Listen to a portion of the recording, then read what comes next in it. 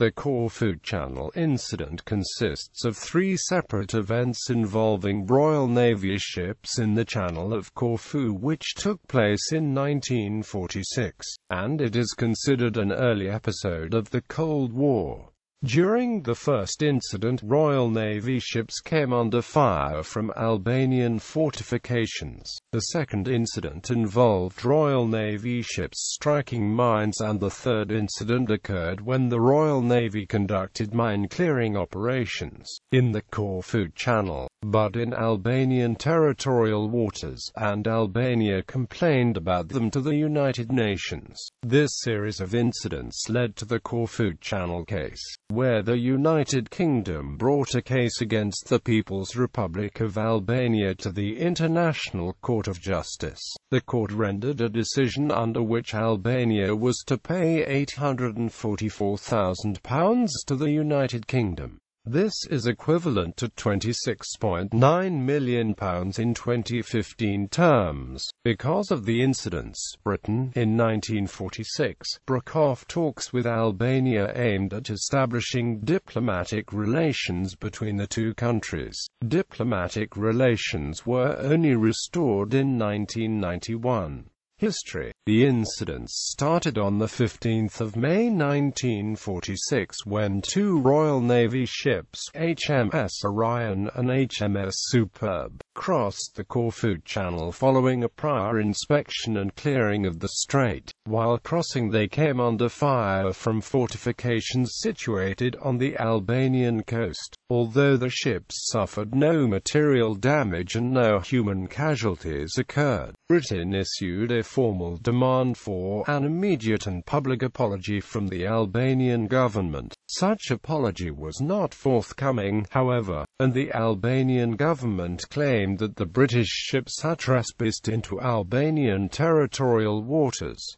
The second incident was more serious. On the 22nd of October 1946, a Royal Navy flotilla composed of the cruisers HMS Mauritius and HMS Leander, and the destroyers HMS Saumarez and HMS Voyage, was ordered northward through the Corfu Channel with the express orders to test the Albanian reaction to the right of innocent passage. The crews were instructed to respond if attacked. They were passing close to the Albanian coast in what they considered to be a mine-free zone, with Mauritius leading and Saumarez following closely. Leander was about 1 2/3 of a nautical mile or 3 kilometers away, accompanied by Voyage. Near the Bay of Saranda, just prior to 3 p.m., the destroyer Saumarez struck a mine and was heavily damaged. The destroyer Voyage was ordered to tow the Saumarez south to Corfu harbour. At approximately 4:16 p.m., while towing, Voyage struck a mine also and sustained heavy damage. Both ships' bows were completely blown off, and adverse weather conditions in the straits made the towing effort exceedingly difficult, with both ships sailing stern first. But after 12 hours of effort, both ships managed to reach the Corfu harbour. 44 men died and 42 were injured in the incident. Between 32 and 43 of the dead are estimated to have belonged to the crew of Saumarez. The Saumarez was damaged beyond repair, while the damage to Voyage was repairable. The Albanian coastal batteries did not fire during this incident, and an Albanian Navy vessel approached the scene flying the Albanian flag and a white flag. Since Albania had no appropriate vessels at that time, the mines were probably laid by Yugoslavian mine layers MLJT and Melgina on Albanian request. Around the 20th of October 1946, the British Minister of Pensions at the time of the incident awarded full military pensions to the disabled and to the widows of the dead. The third and final incident occurred on the 12th of November, the 13th of November 1946, when the Royal Navy carried out an additional mine-sweeping operation in the Corfu Channel, codenamed Operation Retail. Under the direction of the Allied Commander-in-Chief Mediterranean, the mine-sweeping operation took place within Albanian territorial waters, but without authorization by the Albanian government, and had the additional purpose of using the mines as corpora delicti to prove that the British were acting in self-defense by attempting to clear hazards to navigation.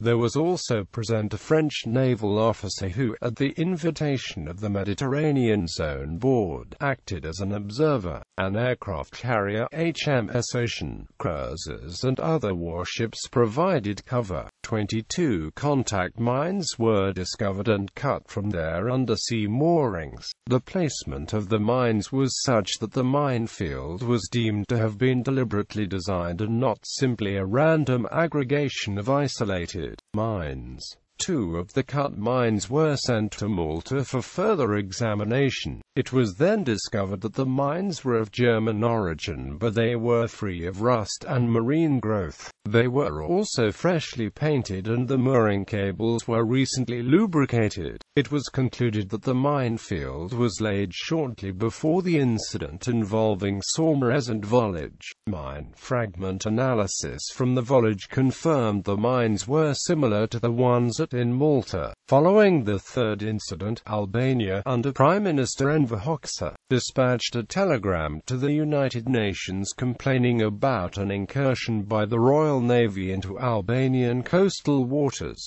Aftermath. On the 9th of December 1946, Britain sent a note to the Albanian government accusing Albania of laying the mines and demanding reparations for the May and October incidents. Britain demanded a reply within 14 days, mentioning that in the event of a negative Albanian response the matter would be referred to the UN Security Council. The Albanian government, in its reply, which was received by the British on the 21st of December 1946, denied the British allegations and went on to elaborate that the whole affair was the work of countries which did not wish to see a normalization of relations between Albania and Britain, and in fact vessels from Greece and other countries had trespassed recently in the area where the mines were discovered. The British government did not find this response satisfactory and it eventually brought its case to the International Court of Justice, having failed in its attempt to involve the Security Council in the matter. It was the first case adjudicated by the ICJ, and in December 1949 the court awarded the British the sum of £843,947 or $2,009,437, having found that, irrespectively of who laid the mines, the Albanians ought to have observed any such action, since the minefield was so close to the coast, and thus they failed to inform the British of the danger. The court also rejected the self-defense argument advanced by the United Kingdom and found that the mine-clearing operations undertaken by the British during Operation Retail, in the absence of prior Albanian consent, were illegal. The Albanian government refused to pay the reparations ordered by the court, and in retaliation the British withheld 1,574 kilograms of gold belonging to Albania. The gold, looted by the Axis powers from Albania during World War II,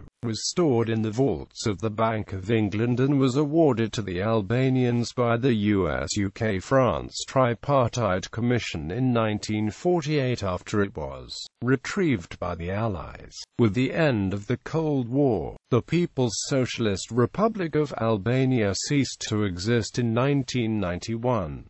Diplomatic relations between the two countries were established on the 29th of May 1991. Soon after, on the 8th of May 1992, Britain and Albania announced that they had come to an agreement over the Corfu Channel case, jointly announcing that both sides expressed the regret at the Corfu Channel Incident of the 22nd of October 1946. Only in 1996, following lengthy negotiations, was the gold finally returned to Albania after it agreed to pay $2 million factors in delayed reparations. Enver Hoxha, in his memoirs about his first meeting with Joseph Stalin, wrote that the whole affair was concocted by the British as an excuse for military intervention at the town of Saranda. Hoxha also described the events as an unprecedented provocation toward our country. On the 2nd of November 2009, a team of US and Albanian researchers announced that they found what they believed to be the bow segments of HMS Voyage in the Corfu Channel under approximately 50 meters of water.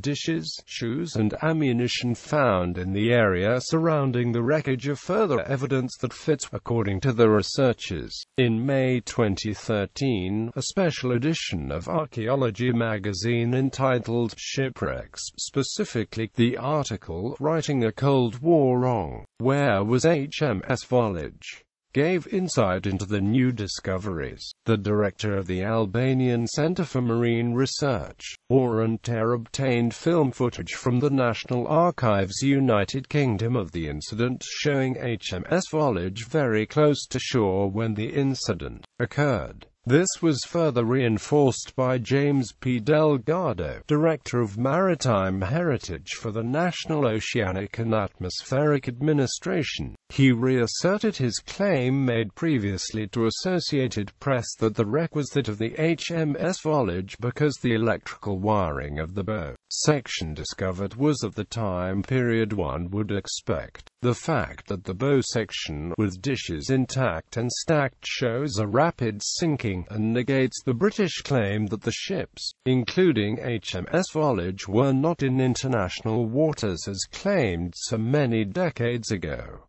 International law. The International Court of Justice ruling in the case established a precedent regarding whether a violation of territorial sovereignty is justified. Intervention. The United Kingdom claimed it was justified in entering Albanian territorial waters on 12 and 13 November 1946 to secure evidence needed to support its case. The ICJ responded, the court cannot accept such a line of defense. The court can only regard the alleged right of intervention as the manifestation of a policy of force, such as has, in the past, given rise to most serious abuses and such as cannot, whatever be the present defects in international organization, find a place in international law. Intervention is perhaps still less admissible in the particular form it would take here, for the nature of things, it would be reserved for the most powerful states, and might easily lead to perverting the administration of international justice itself. The United Kingdom agent, in his speech in reply, has further classified Operation Retail among methods of self-protection or self-help. The court cannot accept this defense either. Between independent states, respect for territorial sovereignty is an essential foundation of international relations. The court recognizes that the Albanian government's complete failure to carry out its duties after the explosions, and the dilatory nature of its diplomatic notes, are extenuating circumstances for the action of the United Kingdom government. But, to ensure respect for international law, of which it is the organ, the court must declare that the action of the British Navy constituted a violation of Albanian sovereignty.